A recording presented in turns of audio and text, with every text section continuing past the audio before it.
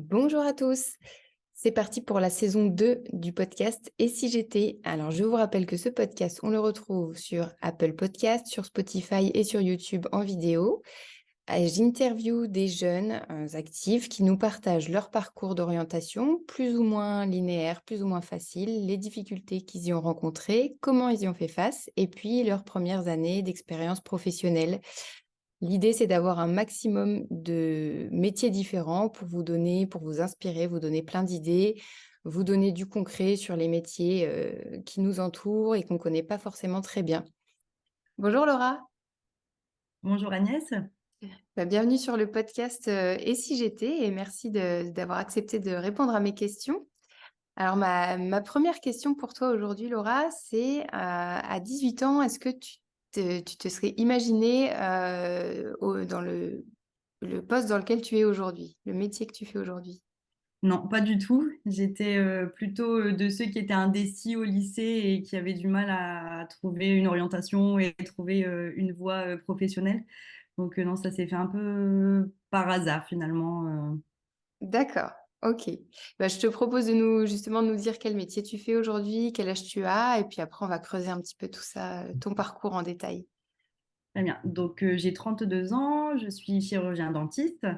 Donc j'exerce depuis à peu près 7 ans maintenant. Oui, ça s'est fait un petit peu au hasard en sortant du lycée où les profs te demandent qu'est-ce que tu voudras faire l'année prochaine, te mettent un petit peu la pression à vouloir absolument trouver l'orientation en post-bac et moi j'étais Ouais, un petit peu perdue. Donc ouais. finalement c'est en allant au salon de l'étudiant, en cherchant un petit peu ce qui pourrait m'intéresser, que je me suis orientée finalement vers dentaire. D'accord. Et du coup, au lycée, t'avais fait une filière plutôt scientifique ou? Oui, alors j'ai fait un bac scientifique, j'ai pris option physique-chimie à l'époque, maintenant c'est Ouais, plus trop comme ça, mais c'était ouais, physique-chimie. ouais. Ok. Et alors, qu'est-ce qui t'a, comment ça, parce que donc tu as été un peu voir les salons de l'étudiant et tout ça, qu'est-ce qui t'a attiré?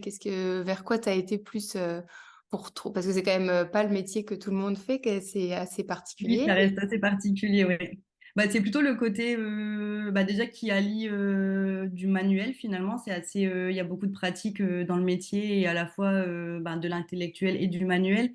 Donc c'est ça qui m'a convaincue et le fait aussi que assez rapidement pendant les études, on a très vite des travaux pratiques, beaucoup de mise en application. Donc le côté je vais être dans une filière où assez concrètement je vais vite travailler déjà. Que ça soit sur des patients ou au début sur des modèles en plastique en fait, hein, Ok. Ouais. donc et ouais, plutôt le côté je vais vite être dans la pratique assez rapidement. D'accord. Ok. Et alors, comment ça s'est passé? Donc, tu as passé le bac, ça se passe, c'est quoi? C'est sur concours? C'est quel format ce Oui, cursus? donc c'est la première année de médecine en fait qui est commune au concours de donc médecine, dentaire, sage-femme et pharmacie. Ok. Et en fait, on a un tronc commun avec toutes les filières. Et ensuite, au deuxième trimestre, ils nous demandaient de choisir vers quelle filière on souhaitait s'orienter pour ensuite avoir des coefficients et des matières un petit peu plus en relation avec ce que l'on voulait faire par la suite. Mais c'est le Ok. concours, en effet, c'est sur concours. D'accord. Et donc déjà, dès cette première année, enfin, c'était tout de suite avec cet objectif d'aller vers le dentaire. Voilà, ça t'a pas, tu t'es pas dit peut-être que ça m'ouvre d'autres portes ou non, tu avais cet Non, objectif. j'étais restée sur dentaire parce que alors l'école, ça n'a jamais été trop. J'étais bonne élève, mais c'était pas ce qui me passionnait le plus. Donc médecine, Ouais, je trouvais que c'était beaucoup trop long pour moi. Et ouais, dentaire, finalement, c'était 6 ans d'études, donc ouais, bon, c'est ça déjà reste pas mal. long, Ouais, mais justement, comme il y avait ce côté pratique pratique. assez rapidement, c'est ça qui m'a motivée aussi. Ouais.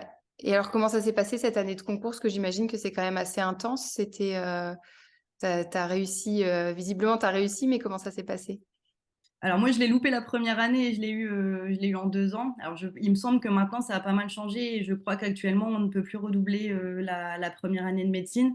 En tout cas, moi, à l'époque, je l'ai eu en 2 ans. Et oui, c'est bon, c'est 2 années du coup assez compliquées quand même, assez intenses au niveau du travail. C'est beaucoup d'apprentissage par cœur Ouais, on met un peu de côté, enfin un peu beaucoup même, sa vie personnelle. Donc Ouais. c'est quand même une grosse année de sacrifice pour réussir. Ok, ouais. Mais au final, voilà, tu l'as validé. Donc quand tu l'as pas eu la première année, qu'est-ce que tu t'es dit? Tu t'es dit dans tous les cas, je retente une deuxième fois et puis on verra. T'étais assez sûr de ton coup pour la deuxième année ou? Ah, on n'est jamais sûr parce que c'est Ouais, toujours le principe du concours où c'est compliqué d'être sûr de soi. Mais oui, j'avais ouais, envie de le retenter dans tous les cas. ouais. Euh, Ok, J'étais motivée pour en tout cas. ok. Donc tu l'as validé et donc ensuite ça t'a permis de rentrer dans le cursus concret. Ouais. Est-ce que tu peux nous en dire un petit peu plus comment ça se passe ces 6 années d'école d'apprentissage? Justement, un peu le rythme, les matières. Donc il y a beaucoup les premières années, c'est donc un petit peu les bases de la dentisterie, je vais dire. Donc c'est l'anatomie de la dent, les premiers soins que l'on va apprendre. Ça reste, c'est beaucoup. Enfin, il y a quand même beaucoup d'apprentissage aussi parce que mine de rien, c'est complètement nouveau. Ouais, Et donc un peu de mélange aussi de cours de médecine parce qu'il y a quand même, c'est quand même en rapport avec des, ouais, des enfin, c'est soins. quand même, ça reste le corps humain, donc il faut quand même un Ouais, minimum de connaissances anatomiques et scientifiques. Mais ouais, par contre, dès la première année, on a déjà des travaux pratiques. Donc on s'entraînait sur, en fait, on avait des fausses bouches en plastique et les instruments ouais. de dentiste sur lesquels on s'entraînait déjà dès la première année. Ok. Donc Et c'était ça, assez compliqué. ouais, c'est toutes les semaines, ça, que tu as des travaux un peu pratiques Oui, ou... on avait même plusieurs. On avait, je pense que la première année, oui, on devait avoir, je dirais bien, peut-être 4 ou 6 heures de TP par semaine, ouais. Ouais, ok. Donc, tu C'était es tout de suite... plusieurs disciplines. Ouais, ok, ok. Et donc, est-ce que tu avais déjà un stage en première année ou c'est que vers la fin que ça se... Ouais, alors, le premier stage, c'était uniquement de l'observation. On a dû aller observer, je crois que c'était une semaine dans un cabinet dentaire de ville pour voir un petit peu comment ça se passait au niveau du travail et le côté aussi profession libérale. Ouais, Mais c'était que les travaux pratiques et après le stage d'observation. ouais, ok. Et est-ce que, alors, chaque année, parce que c'est quand même un long cursus, est-ce qu'il y a un moment où tu te spécialises un petit peu, où il y a où c'est vraiment très progressif pour aller de plus en plus haut, j'allais dire, dans le niveau de tes Alors, connaissances? c'est assez progressif en effet, où tous les ans, on te rajoute des matières un petit peu plus spécifiques dans les fondamentaux. Par Ouais, contre, si on veut se spécialiser, par exemple, sur de l'orthodontie, qui est une spécialité dentaire, c'est à la fin des sixièmes années où il y a un autre concours à repasser. Et ok, là, il y a trois choix possibles, mais c'est encore des années supplémentaires d'études. ok, ouais. D'accord. Et, ouais. Et donc toi, du coup, tu as été donc parce que est-ce qu'il y a une différence entre quelqu'un qui est dentiste et chirurgien dentiste?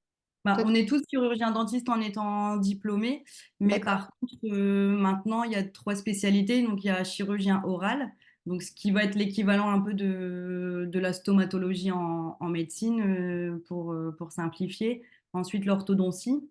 Et puis, après, c'est médecine bucco-dentaire. Donc, eux, ça va être vraiment des choses un peu plus spécifiques. Ils vont, par exemple, poser des implants ou faire des choses un petit peu plus. Enfin, ils vont se spécialiser en général dans une discipline plus poussée. Ouais. Ok. Et du coup, toi, alors, ce que tu disais, c'est que tu as eu un stage d'observation et après plus un stage pratique. C'était quelle durée de ce stage?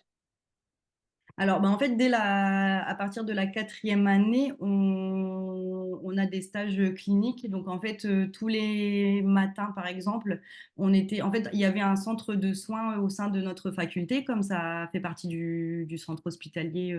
Donc, moi, c'était à Lille. Ouais, Donc, tous les matins, en quatrième année, en fait, on recevait des patients qui venaient se faire soigner à l'hôpital. d'accord. Et l'après-midi, on avait nos cours et nos TP Ok. comme les années précédentes. Et donc, dans ce cas, quand Donc, ouais, quand tu fais du soin comme ça, tu étais forcément accompagné ou à côté d'un dentiste, j'allais dire, oui. déjà diplômé, ouais. Oui, oui, ouais, il y avait toujours les professeurs qui étaient autour de nous.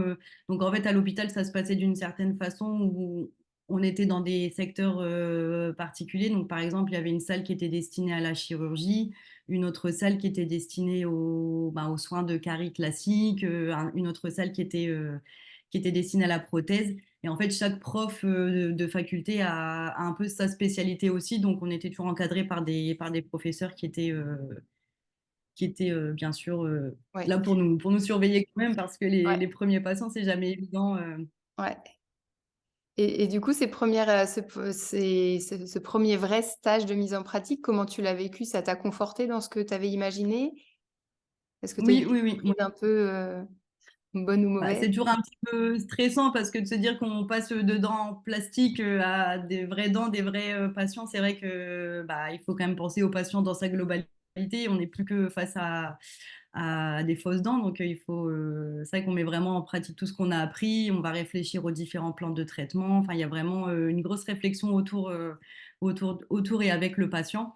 Et Ouais, c'est vrai qu'il faut un peu, ça permet aussi de prendre confiance en nous pour ouais, soigner les gens. Et puis, c'est vrai que la mise en pratique est quand même très sympa. On se dit, bah, ça y est, j'y suis, ouais, ça se concrétise. c'est ça. Ouais. Et qu'est-ce que tu aimes particulièrement, toi, du coup, dans ton métier, quotidiennement? C'est quoi qui te motive, Bah déjà, c'est assez varié. Quand je me suis dirigée vers dentaire à la base, bon, bah, j'avais connu, moi, par exemple, l'orthodontie en étant jeune, donc je connaissais un petit peu cette voie-là, mais à part mon contrôle annuel quand j'étais jeune, quoi, je connaissais pas grand-chose de la dentisterie finalement. Et en Ouais, fait, je me suis perçue au fil des années et des études que c'était très varié. Il y avait vraiment plein de disciplines dans le domaine du dentaire. Et en fait, je dirais que chaque journée est différente. ouais. Chaque patient est différent, chaque plan de traitement est différent. Donc, il y a vraiment de nombreuses possibilités de soins possibles. Et c'est vraiment très varié. OK.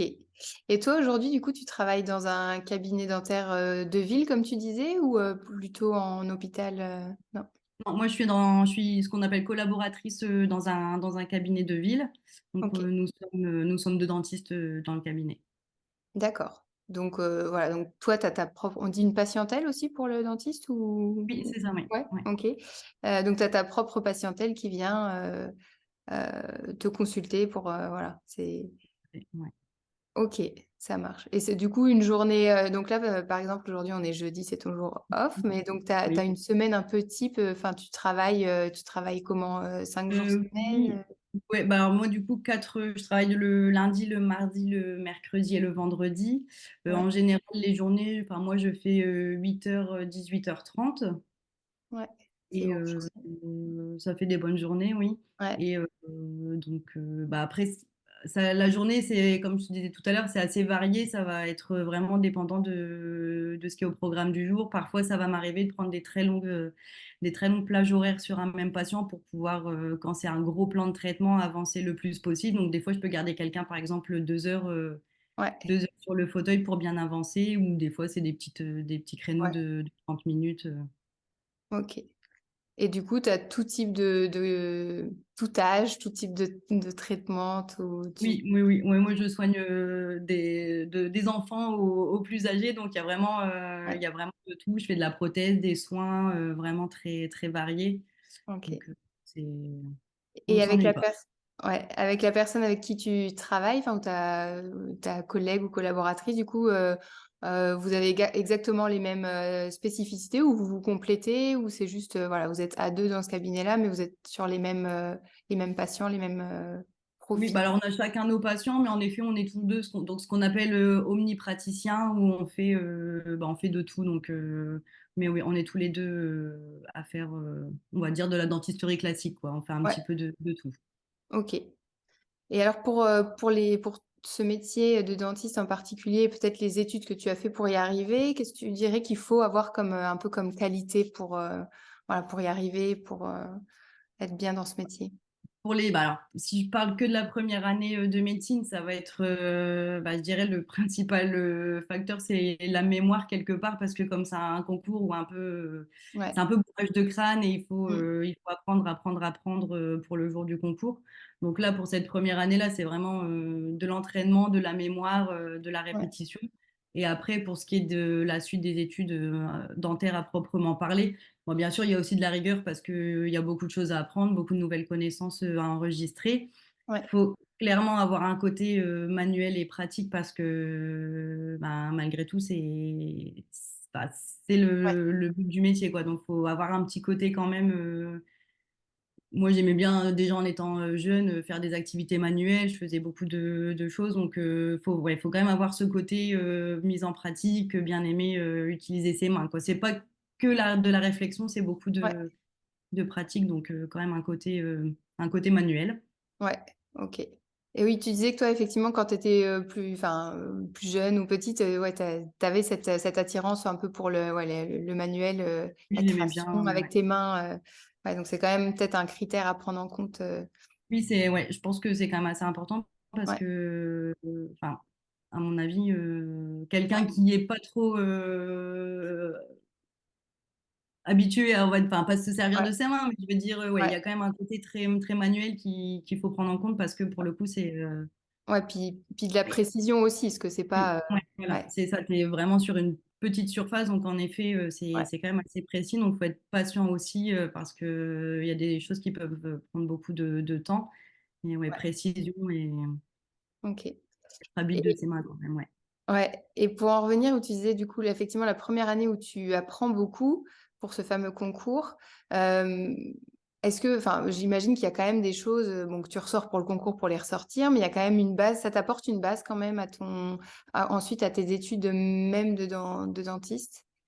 Bah, un petit peu, mais sincèrement, très très peu quand même. Je pense que Ouais, pour ceux qui choisissent médecine, oui, parce qu'il y a beaucoup de notions d'anatomie en ouais, général sur le corps. Donc pour les ouais, médecins, oui, ça va être peut-être plus facile d'en ressortir des connaissances.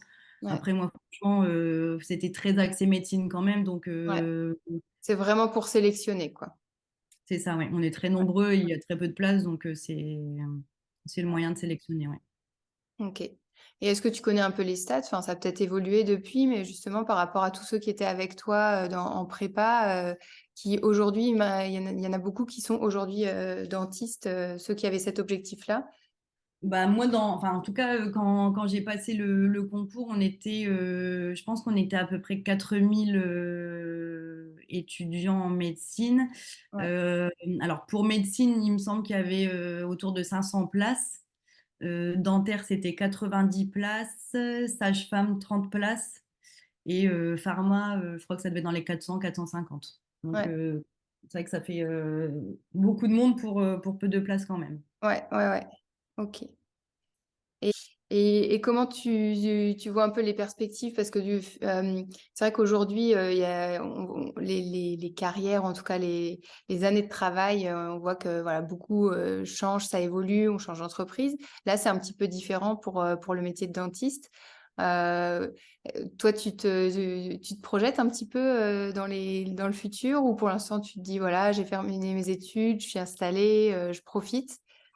Bah, là, alors c'est pas mon cabinet, hein, du coup c'est Ouais, pas le mien. Donc éventuellement, je pense que l'objectif, ça serait peut-être un jour d'ouvrir mon cabinet à moi. Après, ouais, actuellement, il faut savoir aussi qu'il y a pas mal enfin il y a différents modes d'exercice actuellement. On peut très bien être donc profession libérale comme moi actuellement, à son compte comme je le suis, mais sans être forcément dans son cabinet. Donc, il y ouais, a différentes. Parce que c'est vrai que ça peut faire peur aussi, le côté, bah, on n'est pas, enfin, on veut être dentiste, mais en même temps, on n'est pas préparé non plus au fait de devenir chef d'entreprise. ouais. Il y a des notions de ressources, enfin, relations humaines, d'avoir des employés. C'est pas forcément quelque chose auquel on n'est ni Ouais, préparé ni formé. formé. Après, il y a possibilité maintenant, c'est d'avoir d'être salarié. Ça se fait hein, de plus en plus. Alors en général, ça va être dans les centres qui sont affiliés à des mutuelles ou les centres dentaires comme il y a maintenant dans des grosses villes. Ouais, Après, ça reste, enfin, c'est une possibilité de choix d'exercice, mais en général, la majorité, on préfère quand même rester libéral parce qu'il y a le côté, bah, je fais un petit peu ce que je ouais, veux et être à son compte et ouais, donc pour l'instant, je me vois bien rester où je suis dans ouais, les prochaines années parce que ça se passe très bien. Mais ouais, éventuellement, pourquoi pas un jour ouvrir mon propre ouais. cabinet. Ok. Et est-ce que comme autre type d'exercice, il y a aussi de travailler en hôpital ou? Oui, en effet, oui, ça Ouais, peut. Alors en général, il faut passer des concours en fait pour devenir praticien hospitalier. d'accord. Et alors, c'est un peu dans le dentaire, c'est un peu compliqué en général. Ceux qui sont praticiens hospitaliers ont aussi une carrière universitaire, donc ça va être justement les fameux professeurs que nous on a eu en tant qu'étudiants à la fac. Ok, ouais, qui est un C'est peu des tout. carrières qui sont, ouais, ils sont entre hospitaliers, hospitalo-universitaires en fait. En Ouais, général, c'est relié. ok. Et justement, par rapport à la gestion, gestion d'entreprise, si je puis dire, en se mettant à son compte, oui, ça, c'est quelque chose qui n'est pas du tout abordé vous n'avez même pas un module ou quelque chose, parce qu'au final, il y a quand même beaucoup, beaucoup de dentistes qui vont se mettre à leur compte. Je ne sais pas ce que c'est les statistiques, mais ça, c'est pas quelque chose qui est abordé du tout, pendant les Bah, cours. très peu. En dernière année, on avait des cours de comptabilité quand même, mais bon, c'était D'accord. plus axé comptabilité, Ouais. l'URSSAF, mais Ouais. vraiment le côté gestion d'entreprise, gestion des salariés, etc., pas du tout. Ouais. Ouais, En c'est vrai que fait, ça pourrait être quelque chose. oui, complètement, parce que enfin, C'est quand c'est même pas le. évident, c'est quand même assez. Puis Ouais. aussi, mine de rien, enfin, il y a pas mal de critères aussi. Il faut gérer ses stocks, Ouais. gérer, mine de rien, la gestion de l'agenda aussi qui est compliquée parce que bah, surtout, nous qui exerçons à la campagne, il y a beaucoup de. Enfin, on manque énormément de dentistes dans le coin, donc les agendas se Ouais. rallongent, donc les délais se rallongent. Enfin, c'est toute une organisation aussi à trouver et qui est pas évidente Ouais. au Et, début. et aujourd'hui, comment tu fais? Tu utilises un logiciel en particulier pour ça, pour justement ta gestion des rendez-vous, par exemple, qui te permet ouais, d'optimiser un petit peu ton agenda ou. Oui, bah alors maintenant, oui, tout est informatisé, que ce soit, enfin, on a le même logiciel pour les dossiers, l'agenda, et après, bah, moi, j'essaie de trouver un petit peu ce qui me semble le mieux pour moi, en fonction. Après, comme chacun a sa façon de travailler, il y en a Ouais. qui préféreront prendre beaucoup de patients sur une journée. Moi, par exemple, je vais en prendre peut-être moins, mais faire des séances plus longues pour justement bah, éviter de faire revenir les gens régulièrement quand il y a beaucoup de choses à faire et se dire, Ouais. bon, bah, ça va être long, mais au moins on avance Ouais. et ça permet de, du coup, se dégager quand même du temps sur les semaines à venir plutôt que de faire revenir les gens très souvent et Ouais. peu de temps. Plusieurs fois. Et tu parles de gestion des stocks, du coup, tu peux nous en dire un petit peu plus là-dessus. C'est quel type de stock? C'est des produits, j'imagine, Oui, que. il y a énormément de produits qu'on utilise, énormément de produits, ce qu'on appelle des consommables, que l'on utilise tous les jours, donc dont les stocks vont réduire assez rapidement. Ouais. Il y a aussi des produits bah, sur lesquels il y a des dates de péremption, donc c'est pareil, il faut gérer les péremptions, et avoir suffisamment de stocks. Alors par exemple, en post-Covid, on a eu beaucoup de soucis au Ouais. niveau des stocks parce qu'il y avait beaucoup de choses en rupture, etc. Ah oui. Donc, il faut toujours avoir son minimum de stock en se disant, bah, je sais que je peux tenir 3 semaines, par exemple, en cas de Ouais. rupture. Donc, c'est toujours être. Bon, après, il y a les assistantes dentaires aussi qui sont là pour nous aider aussi à ça. Donc, en général, c'est un travail d'équipe. Ouais.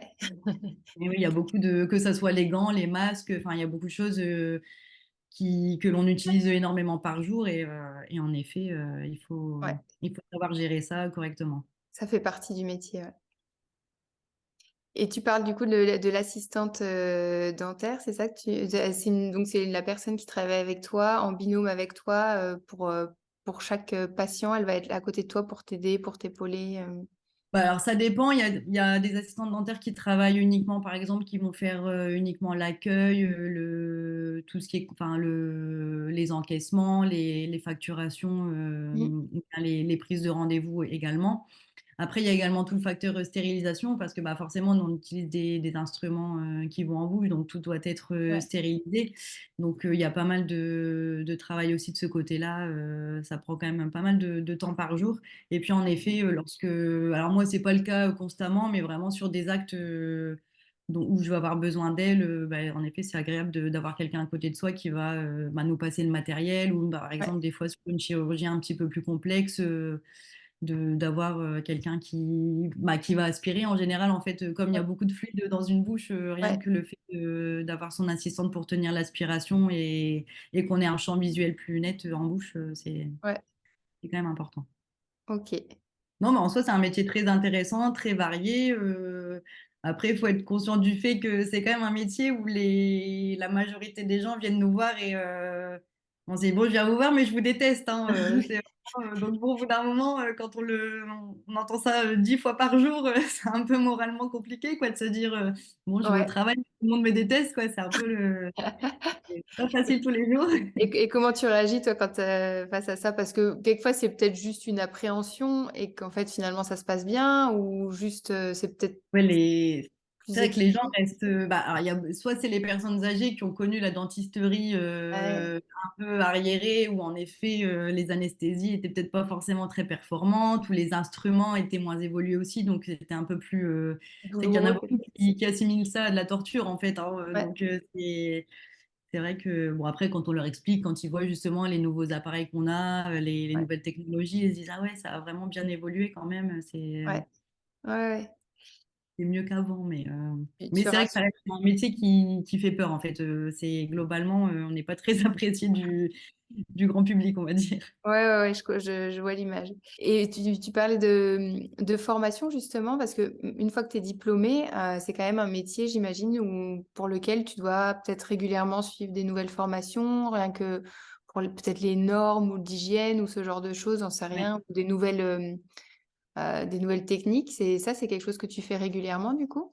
Oui, oui, oui, moi je fais plusieurs, alors que ça soit des formations en ligne ou des formations en présentiel où il y a par exemple des TP également, parce que c'est toujours pareil, comme c'est un métier pratique, il y a pas mal de formations qui se font aussi avec des travaux pratiques.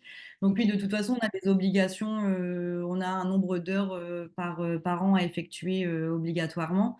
Et bah, c'est vrai que c'est quand même très évolutif comme métier, il y a beaucoup de nouvelles technologies, donc malgré tout, pourtant, ça fait pas très longtemps que j'exerce, Ouais, mais ça c'est quand même, il y a eu beaucoup d'évolutions, de nouvelles choses, que ça soit, alors ça peut être très pointilleux, mais certains matériaux qu'on utilise qui vont être plus performants, maintenant par exemple pour les empreintes, on est passé au numérique, donc les empreintes, un peu ce que les gens appellent le gros chewing-gum dans la ouais, bouche, bah, maintenant on fait ouais. ça en numérique, donc Ah oui, ça ok. c'est une très belle évolution. Du coup, ça permet aux prothésistes d'imprimer les bouches en 3D. En fait, avec les imprimantes 3D, il y a eu beaucoup d'évolutions de ce côté-là.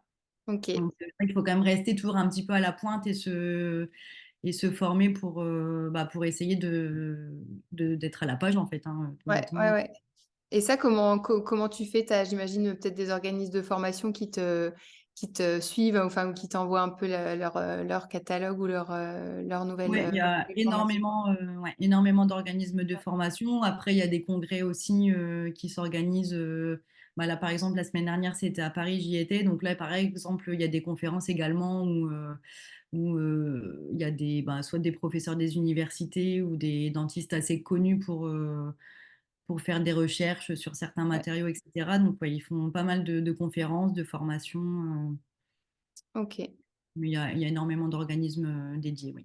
Ouais, ok, super. Et est-ce que tu aurais un, un conseil justement pour les jeunes qui se lancent un peu, enfin, ou peut-être qui sont dans leurs études et qui sont perdus, qui savent pas trop quoi faire? Qu'est-ce que tu leur conseillerais de faire aujourd'hui pour Bah, je pense faire que idéalement, c'est pas forcément toujours facile et accessible, mais je pense que d'aller voir, par exemple, une profession qui nous intéresserait, ben, d'aller voir comment ça se passe sur le terrain, parce que des fois, on s'imagine des choses et en fait, bah, c'est pas forcément comme ça que ça se passe dans la vraie vie finalement.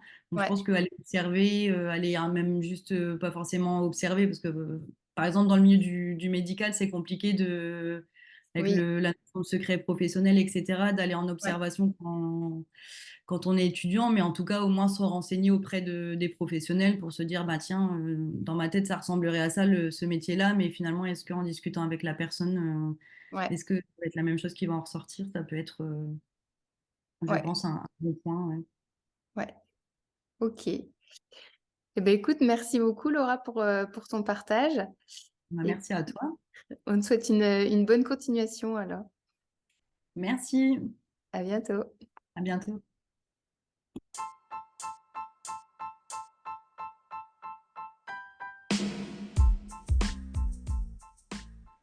Et voilà, l'interview est terminée pour aujourd'hui. J'espère que ça t'a plu, que tu as pris une bonne dose d'inspiration et de motivation pour avancer dans ton parcours d'orientation. Et surtout, dis-moi en commentaire si tu as aimé et n'hésite pas à la partager autour de toi. partage aussi beaucoup de contenu sur Instagram. N'hésite pas à aller voir letsgocoaching.co.